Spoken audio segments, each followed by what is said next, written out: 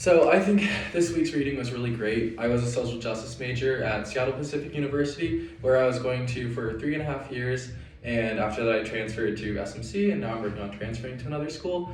But this was a lot of the kind of topics that we covered in my major, and I really think that there is a lot to learn about the minority identity development and other types of intersectionalities between identities. And I think that the term intersectional can mean so much to so many different people, and it's really a term that we really need to start understanding and pushing into a standard education. And so when I started thinking about the minority identity development, I started thinking about my identity as being someone who's bisexual, and starting as that being an unexamined identity, something that I didn't really understand with myself. And so I conformed to heteronormativity, and I had a really hard time unlearning that and getting rid of internalized homophobia. And so that resistance and separation was really hard for me.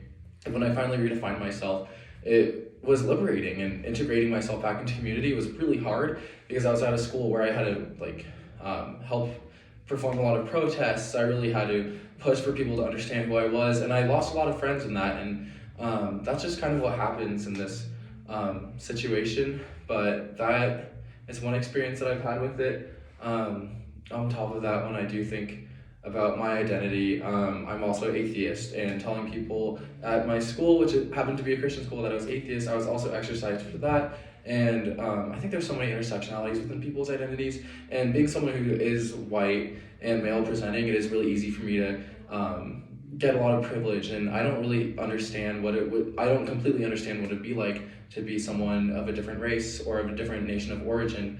But I think I can understand a little bit about intersectionality, as my identity itself is intersectional. And that's kind of what I saw with this week's reading and lectures.